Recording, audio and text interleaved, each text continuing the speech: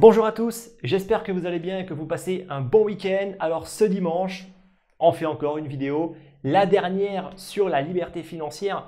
Donc j'ai déjà en fait traité des piliers bourse, des piliers immobiliers. Cette fois-ci, ça va être le dernier pilier, celui des business en ligne. Alors si vous n'avez pas vu en fait la série de vidéos, je vous invite vivement à aller la voir, surtout la première vidéo qui va apparaître en haut à droite où vraiment j'explique qu'est-ce que la liberté financière et surtout quelles sont les limites et réalités et comment atteindre cette liberté financière. Alors aujourd'hui, on parle du sujet en fait le plus brûlant que j'ai voulu garder pour la fin. Pourquoi on va dire que c'est le sujet le plus brûlant? Parce que c'est là où il y a le plus à dire et là où il y a le plus de reproches qu'on pourrait faire. Alors moi, ce qui m'énerve par-dessus tout en fait, c'est toutes ces personnes qui vous disent que la liberté financière, c'est facile, tout le monde peut y arriver. Tout le monde peut faire de la bourse, de l'IMO et du business en ligne. Bullshit. C'est du gros bullshit. La bourse, comme j'ai pu vous le dire, c'est clairement pas destiné à tout le monde. L'immobilier, pour le coup, effectivement, c'est plus destiné à quand même beaucoup plus de monde que la bourse. Mais la partie business en ligne, je ne savais pas en fait que tout le monde sur Terre était entrepreneur. Bon, apparemment en fait tout le monde est entrepreneur. Pourtant, c'est pas ce qu'on voit. C'est pas ce qu'on voit en fait aujourd'hui. Les entrepreneurs, on va dire qu'ils sont plutôt minoritaires. Et c'est bien ça le problème, c'est qu'en fait tout le monde s'improvise aujourd'hui entrepreneur et au final à cause de ça, on se retrouve avec beaucoup de choses qui sont faites de piètre qualité, très souvent à la limite de l'arnaque, voire carrément de l'arnaque. Donc c'est pour ça que c'est un sujet qui est assez brûlant. J'espère que ça ne va pas trop réveiller les braises parce que honnêtement, il y a beaucoup à dire. Alors le principe du business en ligne, c'est quoi? On reprend le business classique. Un business classique, ça existe depuis la nuit des temps. Ça veut dire que soit vous avez un produit à vendre, soit vous avez un service à vendre. Oui, bon, quand on a un business, on a forcément quelque chose à vendre. Sinon, ce n'est pas un business. Donc, c'est soit un service, soit un produit. Il n'y a pas d'autre chose qui existe. Sinon, ce n'est pas une entreprise. Ça peut être une association ou ce que vous voulez. Mais n'importe quelle boîte aujourd'hui, elle vend soit un produit, soit des services, soit les deux. Donc, pour avoir un business en ligne, il faut forcément vendre soit un produit, soit un service. Il n'y a pas d'autre alternative possible. Donc jusque-là, je pense que tout le monde me suit. Depuis la nuit des temps, il y a tout le temps eu des entrepreneurs qui, au final, créent des produits, créent des services, apportent de la valeur. Et en apportant de la valeur, on crée de la richesse et on peut recevoir en contrepartie, on va dire en général, des compensations financières assez intéressantes. Voilà. Et donc très souvent, ce sont les entrepreneurs qui sont les hommes les plus riches. Même très souvent, j'ai envie de dire quasiment tout le temps. Si vous voulez de l'argent, si vous aimez l'argent, il faut être entrepreneur. Jusque-là, en fait, il n'y a pas de secret par rapport à ça. Sauf que, est-ce que tout le monde peut être entrepreneur? Tout le monde qui est peut-être motivé, qui a des compétences, qui a même la fibre entrepreneuriale, peut réussir. Mais c'est toujours pareil en fait. Il y aura des entrepreneurs qui, de nature, vont être super bons, et d'autres qui ne le seront pas du tout. Comme pour tout, en fait, c'est comme pour la bourse. Il y a des personnes qui vont juste adorer la bourse, qui vont vraiment réussir et réussir à s'enrichir. D'autres qui vont suivre la même formation, qui ne vont pas du tout réussir. C'est pareil pour l'immobilier. Donc, j'ai envie de dire qu'à chaque fois, on est peut-être plus doué pour faire quelque chose que pour faire autre chose. Et c'est pour ça qu'il y a des personnes qui détestent la bourse, qui adorent l'immobilier par exemple, ou inversement. Tout le monde n'est pas fait en fait pour tout faire. Et ça m'énerve particulièrement en fait quand tout le monde dit, enfin tout le monde, non, pardon, pas tout le monde. Quand certaines personnes, parfois même des gros influenceurs, vont vous dire c'est bon les gars, il n'y a aucun problème. Tout le monde peut tout faire, tout le monde peut réussir. C'est juste une question de motivation. Mais non, il faut arrêter le bullshit à un moment. Si tu n'es pas fait pour ça, tu ne vas pas réussir à le faire. Motivation ou pas. Si tu n'aimes pas l'immobilier, me fais pas croire que tu vas être motivé pour le faire et que tu vas réussir à bien investir. Si tu n'aimes pas la bourse, que tu es trop émotionnel, mais tu ne pourras pas faire de bourse. Donc, arrivé à un moment, en fait, il faut arrêter. Si on déteste prendre du risque, on ne peut pas être entrepreneur. Ce n'est pas possible. Parce qu'un entrepreneur passe son temps à prendre du risque. Donc, vous voyez qu'au final, tout le monde, en fait, ne peut pas tout faire. Alors, les business en ligne, ça reprend le même principe que les business classiques. Ça veut dire que vous avez un produit ou un service que vous proposez. Donc, jusque-là, il n'y a rien de sorcier. Alors, soit vous proposez une formation ou un coaching. Dans ce cas-là, ça veut dire quoi? Ça veut dire que vous proposez un service. Un service, pour proposer un service, techniquement, il faut une expertise. Ça veut dire que vous êtes expert dans un domaine, vous êtes capable justement de monétiser en fait cette expertise. Et ça, en fait, ça existe depuis la nuit des temps. Par exemple, un avocat, il a une expertise. Il va pouvoir facturer 200, 300, 400 euros de l'heure juste parce qu'il a une expertise qui est rare, que peu de personnes ont. Donc, plus l'expertise va être rare, plus elle sera valorisée. Par exemple, il y a les coachs sportifs. Un coach sportif, c'est une personne qui pratique la musculation, qui a reçu des formations et qui, après avoir acquis suffisamment d'expérience et de connaissances, va pouvoir transmettre tout ce qu'il a appris et donc proposer en fait ses services. C'est pareil en fait des coachs sportifs. Il y en a en fait qui vont se vendre à 30 euros de l'heure, d'autres à 300 euros de l'heure. Et qu'est-ce qui fait en fait qu'une personne peut se vendre 300 euros de l'heure? C'est très souvent l'expertise et aussi le côté premium. Voilà, donc ça en fait ça existe depuis très longtemps. Mais aujourd'hui, en fait tout le monde s'improvise expert de tout et tout le monde se met à vendre tout et n'importe quoi. Et ça en fait c'est le premier problème qu'il y a avec les formations en ligne. Sur le principe, les formations en ligne, c'est juste génial. Moi, je suis un gros consommateur de formations en ligne. Que ce soit en fait pour me former sur tous les piliers que je ne maîtrise pas, mais je vais systématiquement acheter des livres et acheter des formations en ligne. Pourquoi? Parce que grâce à toutes ces connaissances-là, en l'espace de quelques mois, je vais acquérir toutes les bases élémentaires et ensuite, ce sera à moi de travailler pour me perfectionner et acquérir de l'expertise. Par exemple, l'immobilier, c'est pas comme ça en fait que j'ai pu tout apprendre. Non, non, je me suis formé principalement via les formations en ligne. Pour la bourse, c'est pareil. Je me suis formé tout seul. Donc non, pardon, pas tout seul. Je me suis formé avec des formations en ligne, mais j'ai envie de dire tout seul. Donc c'est quand même moi qui ai tout regardé, j'ai lu tout un tas de bouquins, etc. J'ai acquis pas mal d'expertise. Pour les cryptos, non, c'était un petit peu différent. Parce que pour le coup, en fait, il n'y avait aucune formation, aucun livre quand moi j'ai commencé. Donc là, j'ai vraiment été en mode autodidacte où je me suis auto-formé. L'auto-formation, c'est génial si on est vraiment passionné en fait par le domaine et qu'on a beaucoup de temps et beaucoup de motivation parce que ça demande du temps. Et moi, j'estime avoir acquis suffisamment d'expertise dans les crypto-monnaies après avoir investi pendant plus en fait de 4 années dans les cryptos. Et c'est au bout de la 5e année que je me suis permis de faire une formation en ligne. Voilà. Le problème, c'est qu'aujourd'hui, en fait, les gens, ça fait même pas 1 an qu'ils connaissent le domaine, qu'ils sont déjà en train de proposer des formations. Moi, ça me dérange. Ça me dérange en fait parce qu'une formation, c'est une expertise et c'est beaucoup de travail. Quand on fait une vraie formation de A à Z et pas juste un copier-coller en fait d'une autre formation et qu'on veut faire vraiment les choses bien, rentrer dans le détail, ça pour le coup c'est très très dur à trouver également. La plupart des formations, malheureusement, elles font que gratter la surface. Au final, on commence juste à goûter et au final, ah ben c'est fini. Ah ok. Et donc vraiment, pour avoir une formation qui ne fait pas que gratter la surface, mais qui va vraiment en profondeur, eh ben, ça demande un travail de dingue. Et ça peut demander 6 mois, 1 an et demi de travail pour vraiment faire une super formation bien structurée où on parle de tout et qui est ensuite facile à digérer pour la personne qui va la suivre. Donc, ça demande beaucoup de travail. Et le problème, c'est qu'on trouve de tout. Voilà, on trouve vraiment de tout, beaucoup de n'importe quoi. Beaucoup en fait de copier-coller, de trucs qui valent pas grand-chose. Et puis entre tout ça, on a des bonnes formations. Mais le problème, c'est que les gens mélangent tout aujourd'hui. Les gens, ils mélangent tout.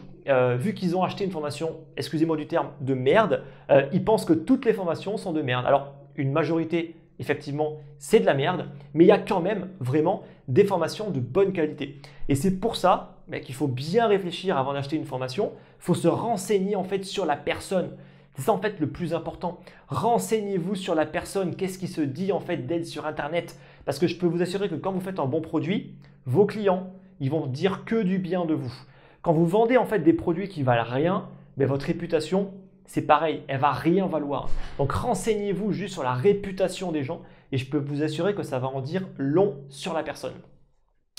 Après en général, voilà, il faut quand même prendre un risque, mais très souvent, il y a des garanties qui vont avec.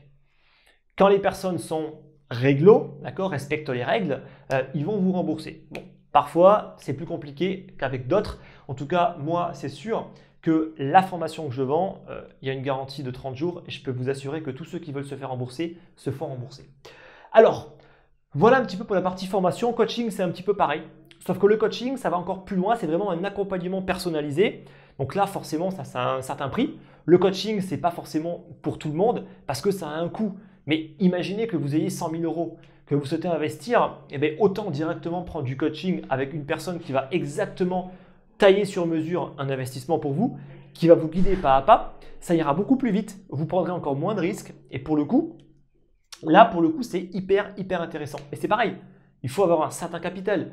On ne va pas en fait payer 300 ou 200, 300, 400, peu importe euros de l'heure si vous avez 1000 euros de capital. Non, ça n'a pas de sens. D'accord. C'est pareil, si vous avez 1000 euros de capital, n'achetez pas une formation qui vaut le même prix. D'accord. C'est pareil, même moi je vous le dis en fait, ne le faites pas.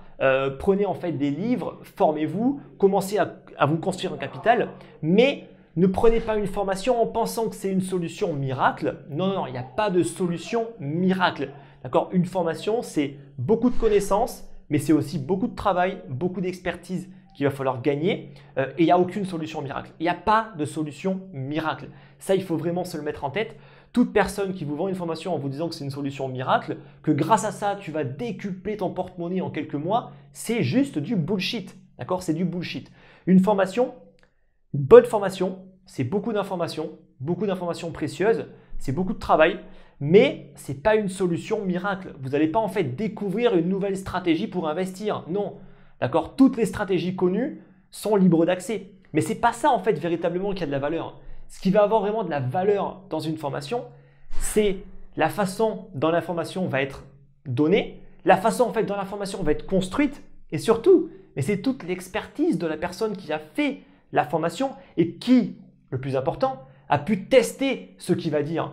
Parce que combien de personnes font des formations, ils n'ont même pas testé eux-mêmes ce qu'ils sont en train de dire. Donc en fait, ils ne savent même pas si ça marche. Donc ça, en fait, c'est ça tout le problème aujourd'hui. C'est ça en fait tout le problème. Donc la formation en ligne, il y a beaucoup de choses qui malheureusement ne valent pas grand-chose. Il y a des formations en ligne qui sont intéressantes pour apprendre le trading, pour apprendre la bourse, pour apprendre les cryptos. Voilà, on peut vraiment apprendre et rattraper un retard considérable et même dépasser la plupart des gens en l'espace de quelques mois. Mais malheureusement, tout le monde ne joue pas le jeu et aujourd'hui, ça devient un petit peu la facilité de vendre une formation, même sans aucune expertise, sans avoir testé quoi que ce soit. Allez, on s'en fout, on veut juste vendre et se faire de l'argent. Et ça, c'est vraiment malsain. Et c'est moi aujourd'hui, ça pour moi, c'est une barrière. Comme je vous l'ai dit, ça fait 5 ans, j'ai attendu 5 ans avant de faire une formation parce que j'estime qu'on ne peut pas en fait faire une formation avant d'avoir acquis une certaine expertise. Après, certains s'en foutent royalement, certains sont prêts à tout, d'accord, pour gagner de l'argent, ils sont prêts à vendre tout et n'importe quoi. Bah écoutez, moi j'ai reçu une éducation, j'arnaque pas les gens et donc forcément, il y a des choses que je ne ferai jamais. Voilà, d'autres le font. Écoutez, s'ils peuvent dormir tranquillement le soir, tant mieux pour eux. En tout cas, moi, je suis quand même là aujourd'hui pour essayer d'être le plus honnête avec vous. Alors ensuite, il y a l'e-commerce. Bon, je ne vais pas trop m'attarder sur l'e-commerce. Ce n'est pas le sujet que je maîtrise le mieux car j'en fais pas, clairement. Mais pareil, alors là, je pourrais en parler durant des heures parce que j'en ai vu des choses, j'en ai vu beaucoup. Alors, l'e-commerce, ça en fait, c'est un truc qui est vendu très souvent comme la solution miracle pour s'enrichir, même si on n'a pas d'argent. Voilà. Donc, c'est vendu comme ça par beaucoup de personnes qui vous disent « Oh, le e-commerce, c'est génial, tu n'as pas d'argent, c'est pas grave, tu peux commencer, tu peux gagner de l'argent, c'est génial. » Ok. Alors, dans le e-commerce, il y a beaucoup de choses, il ne faut pas tout mélanger, d'accord? Il y a des choses qui sont intéressantes, d'autres qui le sont beaucoup moins et d'autres qui sont carrément des arnaques. Alors, dans ce qui est intéressant, on va commencer par le meilleur quand même, c'est notamment la création de marques. Je pense que ça, vous l'avez vu, tous les youtubeurs aujourd'hui, tous les gros youtubeurs, vu que YouTube ça rapporte rien, eh bien, qu'est-ce qu'ils font? Eh bien, ils créent des marques, ils créent leur propre marque. Alors c'est tout de suite là où on voit ceux qui ont une certaine éthique, ceux qui s'en foutent, qui veulent juste faire du fric, ceux qui ont… bon, bref, voilà, bref, il y a ceux qui ont une éthique, ceux qui cherchent que à faire du fric. Par exemple, si on prend l'exemple de ceux qui vont vouloir absolument faire des t-shirts qui sont faits en France ou alors au moins en Europe, qui veulent faire des produits premium, qui vont bien travailler, etc. Et qui vont vendre un petit peu cher, oui, parce qu'au final, ça a un coût. Mais eux, on voit qu'ils ne font pas ça que pour l'argent, car ils auront des marges beaucoup plus réduites. Et ils font ça, bien évidemment, pour se rémunérer, mais aussi parce qu'ils veulent faire en fait quelque chose de bien. Ensuite, il y a ceux qui peuvent le faire ailleurs, c'est pas forcément grave, qui vont le vendre moins cher, donc ils vont quand même avoir des marges correctes, mais pas de dingue. Et ensuite, il y a ceux qui en ont juste rien à faire, qui vont le faire le moins cher possible et le vendre le plus cher possible. Donc eux, ils vont vouloir tirer au maximum les marges vers le haut pour se faire un maximum d'argent. Voilà, bon, c'est un petit peu comme ça en fait qu'on voit ceux qui font ça vraiment parce qu'il faut qu'ils se développent un complément de salaire, parce que YouTube, c'est pas assez et qu'ils veulent fournir une qualité la plus haute possible à un prix le plus juste possible, et ceux qui veulent au final faire une qualité correcte et le vendre le plus cher possible jusqu'à ce qu'il y ait des personnes qui soient prêtes à acheter. Voilà. Ensuite, il y a Amazon. Bon, Amazon, c'est pareil, il y a un peu de tout, hein. Amazon, il y a des personnes qui vont acheter sur AliExpress. AliExpress, c'est une plateforme chinoise où tout le monde peut acheter. Ça coûte pas cher. On peut acheter en fait tous les produits chinois qu'on peut imaginer. Donc, ils vont juste acheter là-bas, les envoyer chez Amazon et Amazon s'occupe de l'envoi. Donc, eux encore, ça passe. J'ai envie de dire que ça passe. Pourquoi? Parce qu'ils vont sur AliExpress. Donc, AliExpress, tout le monde peut acheter sur AliExpress. Hein. Ce n'est pas un site de grossiste. Non, non, non, non. Vous pouvez acheter sur AliExpress. Plus vous achetez en lot, plus vous aurez des réductions. Mais concrètement, si vous voulez juste acheter un produit avec une unité, vous pouvez. D'accord? Donc, AliExpress, qu'est-ce qu'ils font? Ils vont commander en gros. Donc, ils vont pouvoir négocier un prix. Ils vont l'envoyer chez Amazon. Donc ensuite, c'est Amazon qui s'occupe de toute la partie logistique, qui va les envoyer, etc. etc.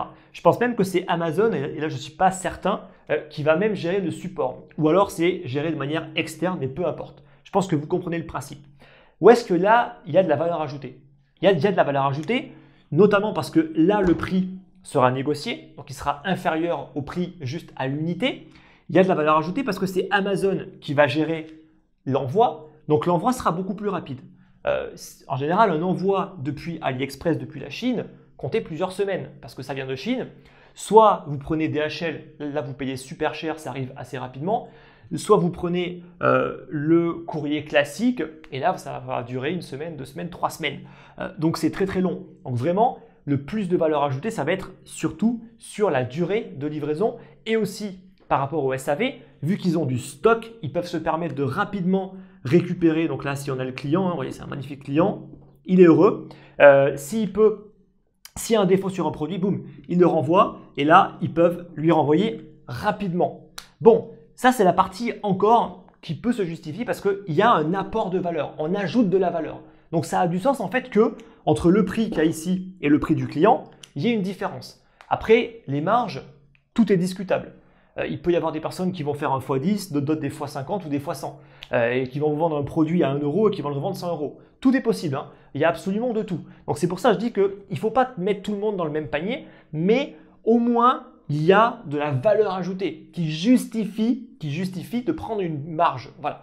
Mais maintenant, qu'est-ce qui se passe? Il se passe qu'il y a aussi le dropshipping. Donc le dropshipping, c'est vraiment, on pousse à l'extrême le e-commerce. Ça veut dire quoi? Ça veut dire que le client va acheter un produit. Il va acheter un produit parce qu'il a vu sur une pub Facebook par exemple.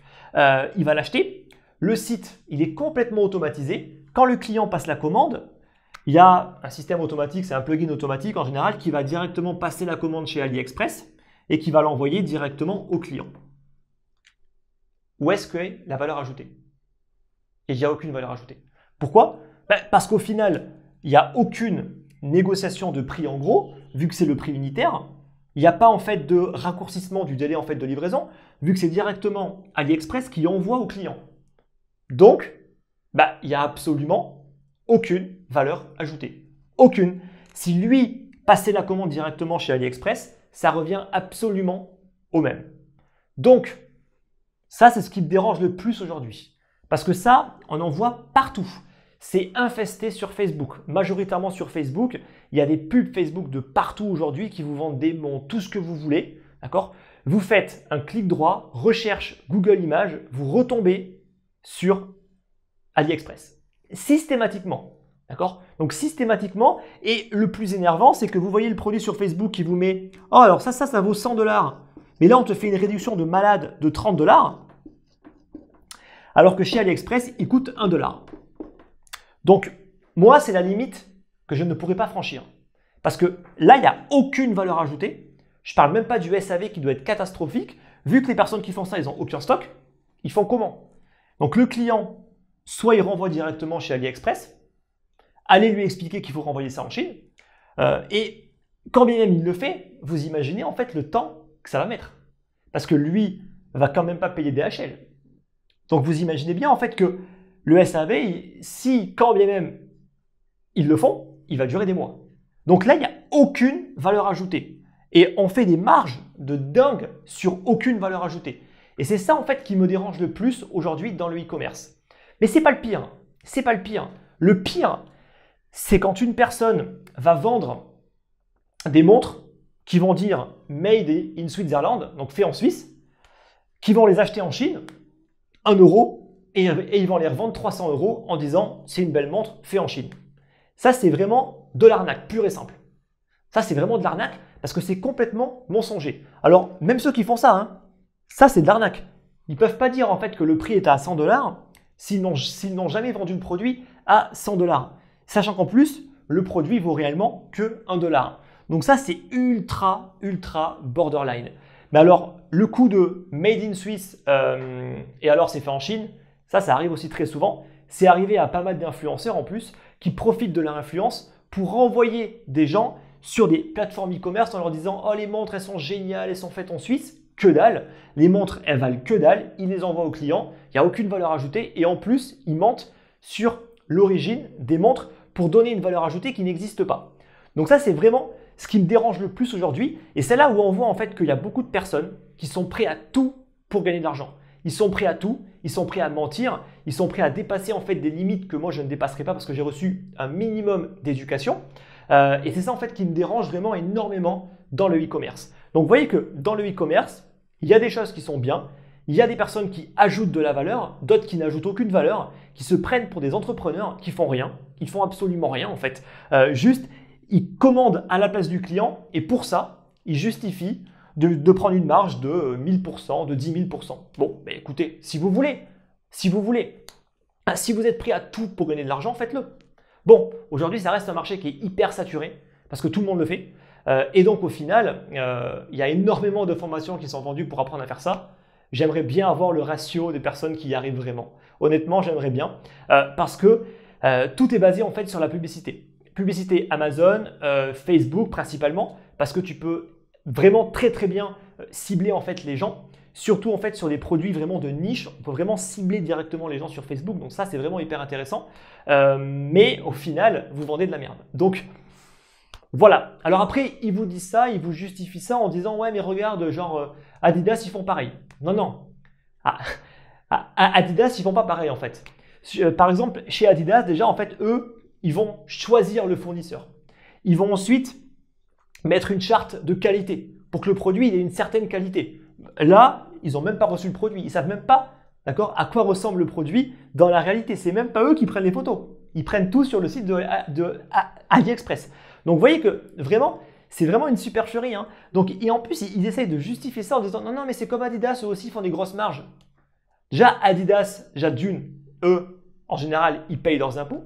En plus, ils payent des frais de douane parce que là, Peanuts, il n'y a pas de frais de douane.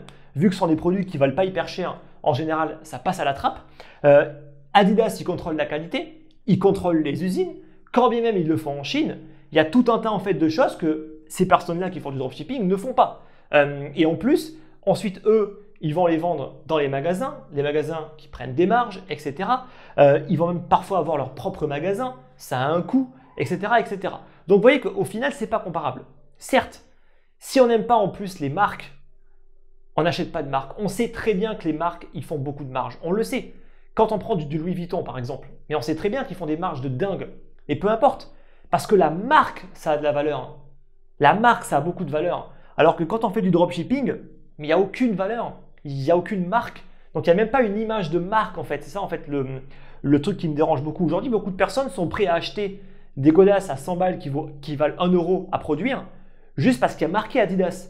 Mais les gens, ils sont conscients en fait de ça. Ils sont conscients. Alors que ceux qui font du dropshipping, les gens, ils pensent acheter un produit qui a cette valeur, sachant en fait que ce n'est pas une marque, mais au final, ça n'a aucune valeur. Et il n'y a rien qui justifie tout simplement de faire de telles marges. Donc vous voyez que l'e-commerce, on peut faire beaucoup de choses. On peut le faire bien, comme en achetant du stock par exemple chez Amazon, en apportant de la valeur, etc. On peut également créer des marques et tout. Hein. Là, il n'y a aucun problème. On peut créer des marques, vérifier le produit. Il y en a plein qui le font.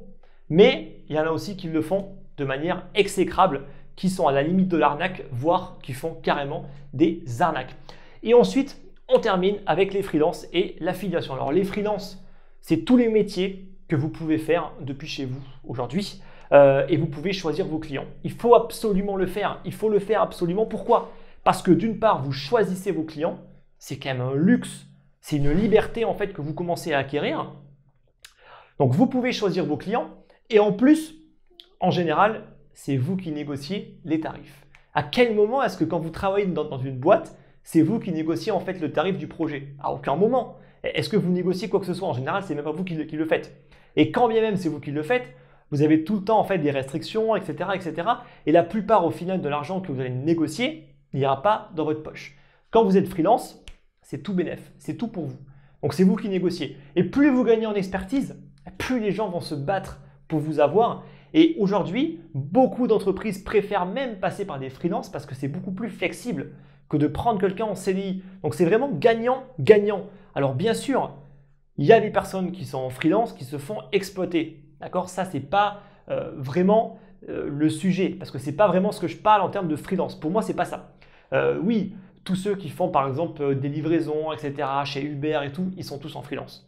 Parce que là, pour le coup, Uber n'a pas envie en fait de s'emmerder avec des personnes qui vont être sous contrat. Ils veulent de la flexibilité. Donc ça, après, c'est discutable, d'accord? C'est discutable. Mais on ne parle pas en fait de ces types de freelance-là. On parle des freelances qui vont avoir une expertise et qui vont pouvoir la vendre au plus offrant. C'est ça en fait qui est intéressant. Et donc en faisant ça, vous gagnez en liberté, vous travaillez quand vous voulez, vous n'avez plus de patron et honnêtement, ça vaut le coup. Alors bien sûr, il faut se lancer. Il faut se lancer. Parce que oui, avoir un salaire, avoir un CDI, il y a un confort de vie, bien évidemment. Il y a un confort et devenir freelance, c'est une prise de risque. Mais je peux vous assurer que j'en connais beaucoup des freelances et ça vaut amplement le coup de basculer du côté des freelances. Voilà. Et ensuite, l'affiliation, bon rapidement, hein, l'affiliation, c'est pas très complexe. Hein. Une personne vend un produit, un service, ben vous n'avez rien à vendre, mais par contre, vous pouvez en fait proposer le bien ou le service. Voilà, bon, c'est pareil, il y a de tout et n'importe quoi dans l'affiliation. Il y a ceux qui vont proposer en fait des produits ou des services qui ne valent rien, comme par exemple des montres made in Switzerland qui en fait sont faites en Suisse, hein. Non, en Chine, pardon. Commence à être fatigué là. Et ensuite, il y a de l'affiliation plutôt bonne où la personne a vraiment testé en fait le produit, l'aime beaucoup, l'utilise même parfois et va en fait le promouvoir. Et forcément, à chaque fois qu'elle va le promouvoir et qu'il y aura une vente qui va être faite, elle va récupérer une commission. Alors la commission, elle se négocie, hein, ça peut être 10%, ça peut être 30, 40, 50% en fonction du produit. Mais clairement, des personnes aujourd'hui vivent de l'affiliation et donc des placements de produits. Tous les influenceurs aujourd'hui, vous n'imaginez pas le business model qu'il y a derrière. Tous les gros Instagrammeurs aujourd'hui facturent leurs posts Instagram, facturent leur Snap. Tout ça, en fait, c'est facturé. Dès que vous voyez un produit qui est mis en avant, que ce soit annoncé ou pas annoncé, c'est très souvent un placement de produit. Et les gros influenceurs, ils peuvent facturer des dizaines de milliers d'euros par juste un seul post, voire même des centaines, voire même des millions.